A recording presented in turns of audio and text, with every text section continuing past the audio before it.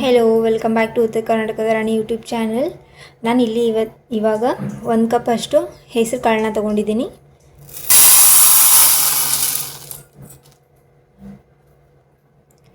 ಒಂದು ಅರ್ಧ ಕಪ್ ಅಷ್ಟು ಇಲ್ಲಿ ನಾನು ಶೇಂಗಾನ ತೊಗೊತಾ ಇದ್ದೀನಿ. ಅದಕ್ಕೆ 1 ಕಪ್ ಆಗುವಷ್ಟು ನಾನಿಲ್ಲಿ ಅಕ್ಕಿನ ತೊಗೊಂಡಿದ್ದೀನಿ. ನಾರ್ಮಲ್ ಆಗಿ ನಾವು ದೋಸೆನ ಮಾಡ್ಕೊತೀವಲ್ಲ, ಆ ಅಕ್ಕಿನ ನಾನು ತೊಗೊಂಡಿದ್ದೀನಿ. ಇದನ್ನು ನಾವು ರೇಷನ್ ಅಕ್ಕಿ ಅಂತಲೂ ಕೂಡ ಅಂತೀವಿ. ಇದನ್ನು ಇವಾಗ ಚೆನ್ನಾಗಿ ವಾಶ್ ಮಾಡ್ಕೊಂಡು ಬರೋಣ.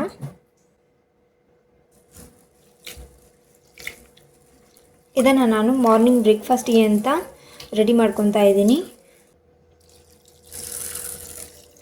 ಒಂದು ಸ್ವಲ್ಪ ನೀರು ಹಾಕ್ಕೊಂಡು ಇದನ್ನು ಮಾರ್ನಿಂಗ್ ರುಬ್ಕೊಂಡ ತಕ್ಷಣ ನೀವು ಇನ್ಸ್ಟೆಂಟಾಗಿ ದೋಸೆನ ಹಾಕ್ಕೊಳ್ಬೋದು. ಓವರ್ ನೈಟ್ ಇದನ್ನು ನಾನು ನೆನೆಯೋದಕ್ಕೆ ಬಿಡ್ತಾ ಇದ್ದೀನಿ.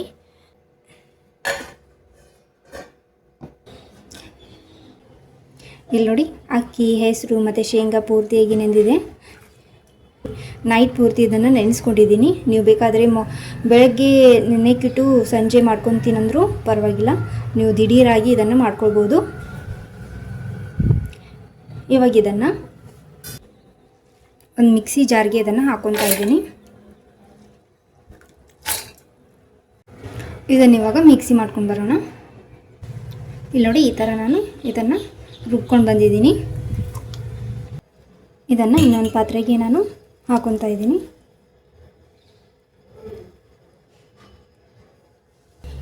ರುಚಿಗೆ ಎಷ್ಟು ಬೇಕೋ ಅಷ್ಟು ಉಪ್ಪು,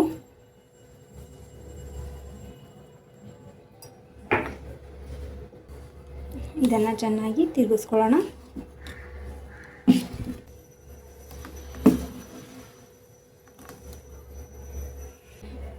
ಇದಕ್ಕೆ ಏನು ಸೋಡಾ ಮತ್ತು ರವೆ ಏನೂ ಬೇಡ, ತುಂಬ ಈಸಿಯಾಗಿ ನೀವು ಮಾಡ್ಕೊಳ್ಬೋದು. ಇದನ್ನು ಪ್ರೋಟೀನ್ ರಿಚ್ ದೋಸೆ ಅಂತಲೂ ಹೇಳ್ಬೋದು ನೀವು. ಇಲ್ಲಿ ನೋಡಿ, ಇವಾಗ ಇದು ಬ್ಯಾಟರ್ ರೆಡಿಯಾಗಿದೆ. ಇದನ್ನು ಇವಾಗ ಸೈಡ್ಗೆ ಇಟ್ಕೊಳ್ಳೋಣ.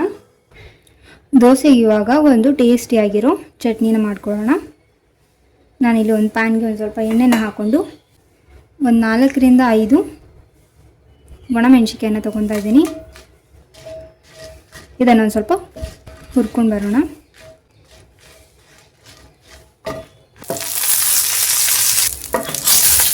ಇದನ್ನು ಇವಾಗ ಒಂದು ಪ್ಲೇಟ್ಗೆ ತೆಕ್ಕೊಳ್ಳೋಣ.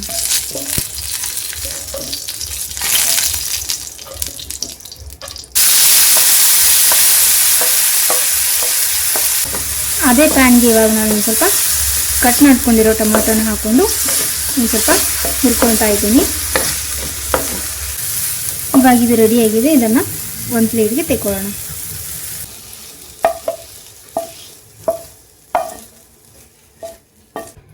ಇದನ್ನು ಇವಾಗ ಒಂದು ಸ್ವಲ್ಪ ಆರೋದಕ್ಕೆ ಹಿಂಗೆ ಬಿಡೋಣ. ನಾನಿಲ್ಲಿ ಒಂದು ಮಿಕ್ಸಿ ಜಾರ್ಗೆ ಒಂದು ಸ್ವಲ್ಪನೇ ಕೊಬ್ಬರಿ, ಅದಕ್ಕೆ ಇವಾಗ ಸ್ವಲ್ಪ ಹುರಿದಿರೋ ಶೇಂಗಾ, ಸ್ವಲ್ಪ ಕೊತ್ತಂಬರಿ, ಸ್ವಲ್ಪ ಕರಿಬೇವು, ಇವಾಗ ಫ್ರೈ ಮಾಡ್ಕೊಂಡಿರೋ ಟೊಮಾಟೊ ಮತ್ತು ಮೆಣಸಿನ್ಕಾಯಿನ ಇದರಲ್ಲಿ ಹಾಕ್ಕೊತಾ ಇದ್ದೀನಿ.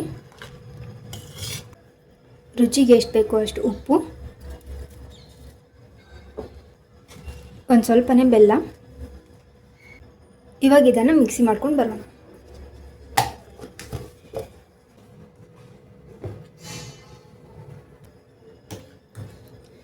ನಾನು ಇದನ್ನು ಒಂದು ಸ್ವಲ್ಪ ನೀರು ಹಾಕ್ಕೊಂಡು ಈ ಥರ ಮಿಕ್ಸಿ ಮಾಡ್ಕೊಂಡು ಬಂದಿದ್ದೀನಿ ಈ ಸ್ಟ್ರಕ್ಚರ್ಗೆ. ಇವಾಗ ಇದನ್ನು ಬೇರೆ ಪಾತ್ರೆಯಲ್ಲಿ ಹಾಕ್ಕೊಳ್ಳೋಣ. ಇದಕ್ಕೊಂದು ಸ್ವಲ್ಪ ನೀವು ನೀರು ಹಾಕ್ಕೊಂಡು ತೆಳು ಮಾಡ್ಕೋಬೋದು. ನಾನಿಲ್ಲಿ ಒಂದು ಸ್ವಲ್ಪ ಗಟ್ಟಿನೇ ಇಟ್ಕೊಂಡಿದ್ದೀನಿ. ನೋಡಿ, ಇದಕ್ಕೆ ಇವಾಗ ನಾನು ಸಿಂಪಲ್ ಆಗಿರೋ ಒಂದು ಒಗ್ಗರಣೆನ ಹಾಕ್ಕೊಂಡಿದ್ದೀನಿ. 1-2 ಸ್ಪೂನಷ್ಟು ಎಣ್ಣೆ, ಜೀರಿಗೆ, ಸಾಸಿವೆ, ಹಿಂಗು ಮತ್ತು ಒಂದು ಸ್ವಲ್ಪ ಕರಿಬೇವನ್ನ ಹಾಕ್ಕೊಂಡು ಒಗ್ಗರಣೆನ ಹಾಕ್ಕೊಂಡಿದ್ದೀನಿ. ಇವಾಗ ನಮ್ಮ ರೆಡ್ ಚಟ್ನಿ ರೆಡಿಯಾಗಿದೆ.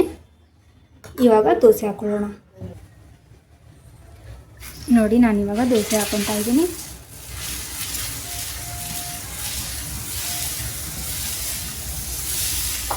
ತುಂಬಾ ಈಸಿಯಾಗಿ ನೀಟಾಗಿ ಬರುತ್ತೆ ನಿಮಗಿದು.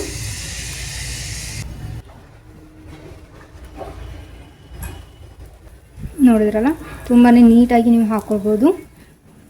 ನಿಮಗೆ ಬೇಕಾದರೆ ಕ್ರಿಸ್ಪಿ ಬೇಕಾದರೆ ಕ್ರಿಸ್ಪಿ, ಅಥವಾ ನಿಮಗೆ ಸಾಫ್ಟ್ ಬೇಕಾದರೆ ಸಾಫ್ಟು, 2 ಥರ ಆಗುತ್ತೆ ದೋಸೆ. ಮಕ್ಕಳ ಟಿಫಿನ್ಗೆ ತುಂಬಾ ಹೆಲ್ದಿ ರೆಸಿಪಿ ಅಂತಲೇ ಹೇಳ್ಬೋದು ಇದು. ನೋಡಿ ಕಲರ್ ಕೂಡ ಎಷ್ಟು ಚೆನ್ನಾಗಿ ಬಂದಿದೆ ಅಲ್ವಾ.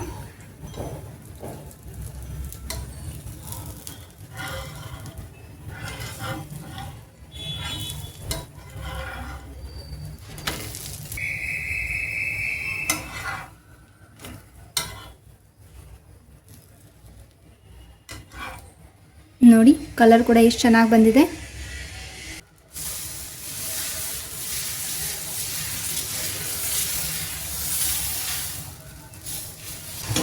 ಎಷ್ಟು ತೆಳ್ಳಗೆ ಬೇಕಾದರೂ ಅಷ್ಟು ತೆಳ್ಳಗೆ ನೀವೆಲ್ಲ ಹಾಕೋಬೋದು.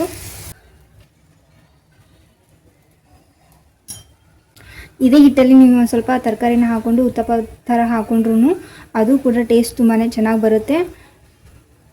ಮಕ್ಕಳು ಟಿಫಿನ್ಗೆ ನೀವು ಈ ಥರ ಮಾಡಿಕೊಟ್ರೆ ಮಧ್ಯಾಹ್ನದವರೆಗೂ ಇದು ತುಂಬಾ ಸಾಫ್ಟಾಗಿರುತ್ತೆ ದೋಸೆ. ನಾನು ನಿಮಗೆ ಒಂದು ಕ್ರಿಸ್ಪಿಯಾಗಿರೋ ದೋಸೆ ಮತ್ತು ಒಂದು ಸೆಟ್ ದೋಸೆನ ಹಾಕಿ ತೋರಿಸ್ತೀನಿ. ಇಲ್ಲಿ ನೋಡಿ ಎಷ್ಟು ಚೆನ್ನಾಗಿ ಬಂದಿದೆ. ಕಲರ್ ಕೂಡ ತುಂಬಾ ಚೆನ್ನಾಗಿ ಬಂದಿದೆ. ಅದು ತುಂಬ ಕ್ರಿಸ್ಪಿಯಾಗಿ ಕೂಡ ಬಂದಿದೆ. ಇದನ್ನು ಇವಾಗ ತೆಕ್ಕೊಳ್ಳೋಣ. ನಾನಿವಾಗ ಸೆಟ್ ದೋಸೆನ ಹಾಕ್ಕೊಳ್ತಾ ಇದ್ದೀನಿ.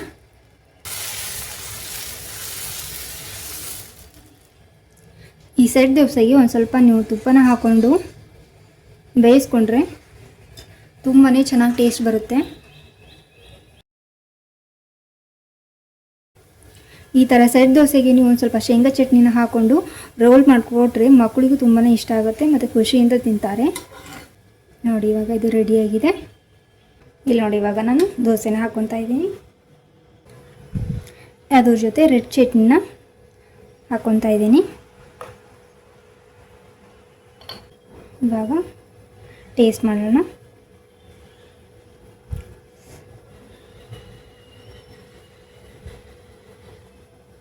ಟೇಸ್ಟ್ ಮಾತ್ರ ತುಂಬಾ ಸಖತ್ತಾಗಿ ಬಂದಿದೆ ಇದು.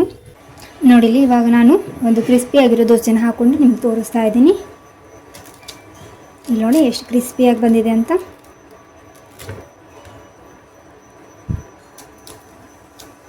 ಅಲ್ವಾ, ಈ ಥರ ನೀವು ಕ್ರಿಸ್ಪಿ ದೋಸೆನೂ ಕೂಡ ಮಾಡ್ಕೊಳ್ಬೋದು. ನೋಡಿದ್ರಲ್ಲ ಎಷ್ಟು ಈಸಿಯಾಗಿ ನೀವು ಈ ಥರ ಹೆಸರು ಕಾಳದ್ದು ದೋಸೆನ ಮಾಡ್ಕೊಳ್ಬೋದು ಅಂತ. ಇದನ್ನು ನೀವು ಪ್ರೋಟೀನ್ ರಿಚ್ ದೋಸೆ ಅಂತಲೂ ಕರಿಬೋದು. ಈ ಥರ ದೋಸೆನ ಒಂದ್ಸಲ ನೀವು ಟಿಫನ್ನಿಗೆ ಕೂಡ ಟ್ರೈ ಮಾಡಿ, ಮಕ್ಕಳು ತುಂಬಾ ಇಷ್ಟಪಡ್ತಾರೆ. ಈ ಹೆಸರು ಕಾಳು ದೋಸೆ ನಿಮ್ಗೆ ಇಷ್ಟ ಆಗಿದ್ದರೆ ಲೈಕ್ ಮಾಡಿ, ಶೇರ್ ಮಾಡಿ. ಹಾಗೆ ಉತ್ತರ ಕರ್ನಾಟಕದ ರಾಣಿ ಯೂಟ್ಯೂಬ್ ಚಾನಲ್ನ ಸಬ್ಸ್ಕ್ರೈಬ್ ಮಾಡ್ಕೊಳ್ಳೋದನ್ನು ಮರಿಬೇಡಿ. Thank you.